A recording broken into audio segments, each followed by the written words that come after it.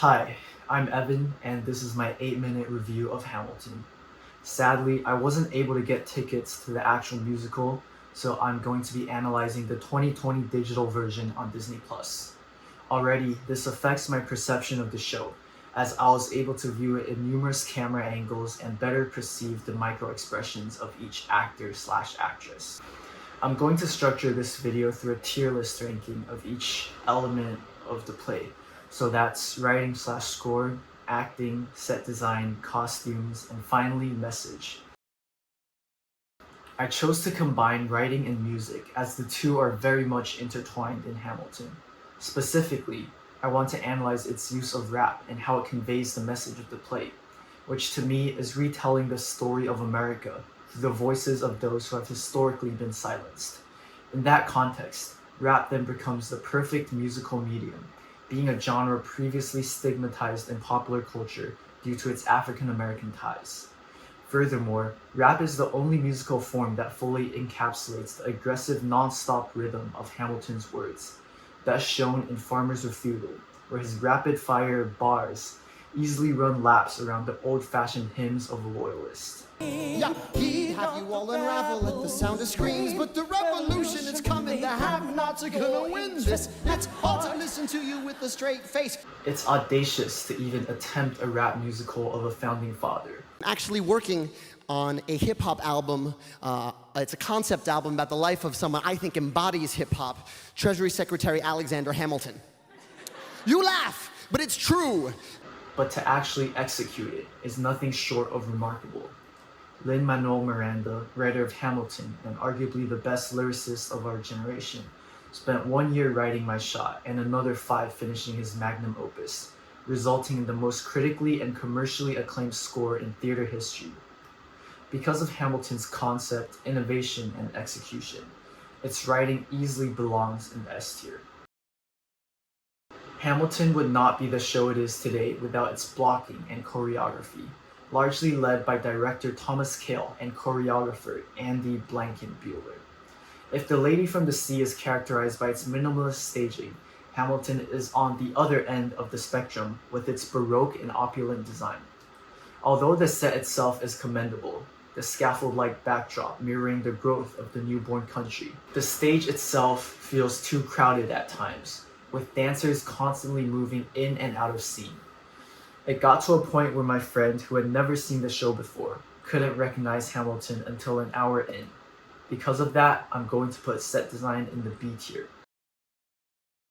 I feel like Paul Tazewell and his costume designs deserve their own category due to how perfectly each outfit represents their character.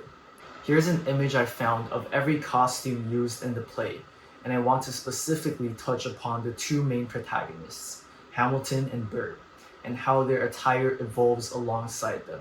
Hamilton starts off in a mundane brown frock coat, representing his humble beginnings and his relative obscurity. His story is yet to be told. However, after his promotion to Secretary of the Treasury, his coat turns green to symbolize money, which is also an allusion to his figure on the $10 bill. After his resignation, however, his attire transforms into a muted black, albeit as sophisticated as ever, symbolizing his now prominent and solidified stature. In contrast, Bird dons a fashionable black waistcoat over his purple one throughout the whole play, symbolizing his polished appearance and reluctance to reveal his true identity. The only time he does take his waistcoat off is when he is expressing his love for Theodosia, the one thing he truly stands for. Because of the layered storytelling, I mean literally, for every character, I'm going to put the costume design at A tier. Personally, I think every actor in Hamilton is amazing, but due to the show being primarily driven by its writing and complex set design, actors have a hard time giving a standout performance. Despite these limitations, I believe 2 actors, Jonathan Groff and Leslie Odom Jr., were able to outshine their intended role in contrasting manners. As King George III, Groff had the luxury of commanding an entire stage during his monologues, allowing his acting to truly shine through. From his minute body language, his spitting, his rigid movements, even his deadpan delivery, he embodies a psychopathic king hell-bent on controlling his colonies. And now, don't Don't change the subject, 'cause you're my favorite subject. My sweet, submissive subject.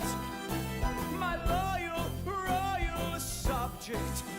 Leslie Odom Jr. goes about portraying Burr in a much different way, and I will add that it is only the digital version that allows me to see the nuances in his character. Due to his restrained verbal nature of talking less, much of Burr's inner thoughts are told through his subtle body language and facial cues. Most notably, in the election of 1800, we can see his smiling facade crumble, then fade into complete shock and horror when Hamilton backs Jefferson over him. And when Burr goes to congratulate Jefferson on the presidency, his reluctant tone and forced handshake make it apparent that he is clearly fuming over the situation. I look forward to our partnership. Our partnership. As your vice president. Yeah, right. For these reasons, I'll put acting in the B tier. Despite it not being the main focus of the show, individual brilliance was still able to shine through. The most important aspect of any show is its message, because quite frankly, that's the whole point of a play.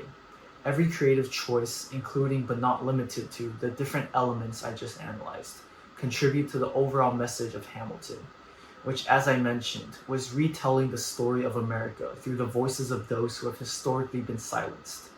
By using rap as its musical medium, casting an all-minority ensemble, and portraying Hamilton, a founding father, as an orphan and immigrant, Hamilton reclaims America for these very people. This show, alongside Kendrick Lamar's To Pimp a Butterfly in 2015, gave hip-hop credibility as a serious, sophisticated art form. Furthermore, the digital version of Hamilton, which I watched, brought theater to the masses in an unprecedented manner, becoming the first stage performance to do so.